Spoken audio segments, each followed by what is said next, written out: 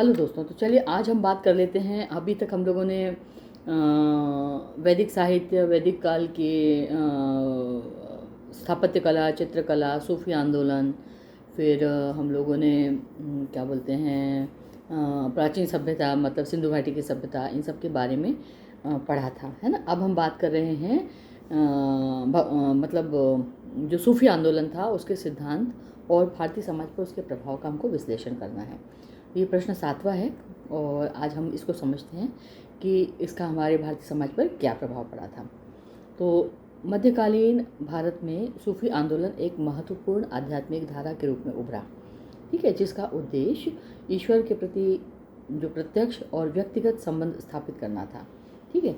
सूफी संतों ने प्रेम, करुणा, सहिष्णुता और मानवता के विचारों को अपना केंद्र बनाया और भारत में ख्वाजा, मोइनुद्दीन चिश्ती और निज़ामुद्दीन औलिया जैसे संतों ने इस आंदोलन को व्यापक जन समर्थन दिलाया।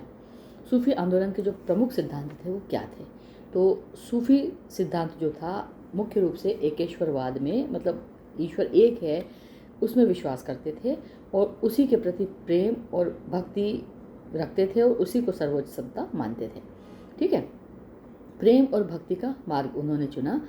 सूफी विचारधारा में ईश्वर तक पहुंचने के लिए प्रेम यानी इश्क, हकीकी और समर्पण उसमें होना चाहिए था और वो उसके लिए कोई कठोर जो धार्मिक नियम होते थे उस समय में वो नहीं थे, ठीक है। इसके अलावा गुरु शिष्य परंपरा की स्थापना उस समय में हुई। सूफी संत अपने शिष्यों को आध्यात्मिक मार्गदर्शन देते थे और यह संबंध अत्यंत व्यक्तिगत और गहरा होता था, ठीक है। सादगी और त्याग, तो सूफी संत जो थे वो सादा जीवन जीते थे और भौतिक सुख सुविधाओं का त्याग करके वे आध्यात्मिक उन्नति को प्राथमिकता देते थे।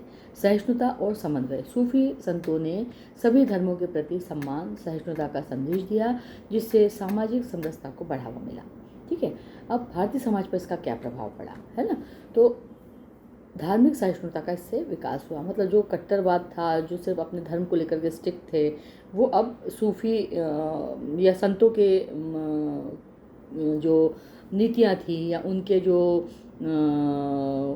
उपदेश थे उनको मानने लगे थे, चाहे वो किसी भी धर्म का हो। अगर वो मुस्लिम भी हो सकता है, हिंदू भी हो सकता है।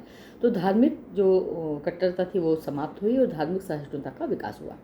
तो सूफी आंदोलनों ने हिंदू मुस्लिम एकता, धार्मिक सहिष्णुता को मजबूत किया। इससे विभिन्न समुदायों के बीच में सद्भाव बढ़ा, ठीक है। सामाजिक समानता, तो सूफी संत जो थे वे जाति, वर्ग, धर्म के भेदभाव का उन्होंने विरोध किया और सभी को उन्होंने समान माना, ठीक है, जिससे निम्न वर्ग को भी सम्मान मिला।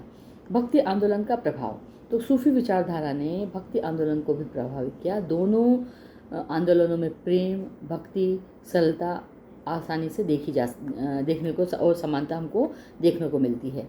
क्षेत्रीय भाषाओं का विकास हुआ। सूफी संतों ने अपने विचारों को लोक भाषाओं में व्यक्त किया जिससे हिंदी, उर्दू और अन्य भाषाओं का भी विकास हुआ। सूफी सांस्कृतिक समन्वय, सूफी आंदोलन ने भारतीय संस्कृति में गंगा जमुनी तहजीब को विकसित किया है जिससे विभिन्न परंपराओं का सुंदर समन्वय हमको दिखाई देता है। निष्कर्ष कब क्या निकलता है इससे?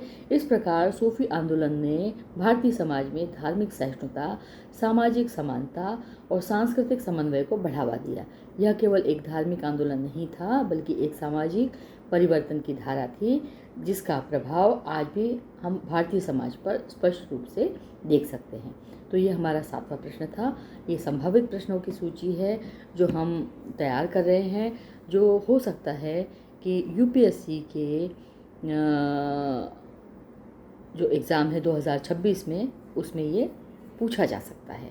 तो मैं इसका क्वेश्चन और उसका आंसर जो है वो डिस्क्रिप्शन में डाल दूँगी। आप चाहें तो वहाँ से इसे नोट कर सकते हैं या समझ सकते हैं, सुन सकते हैं।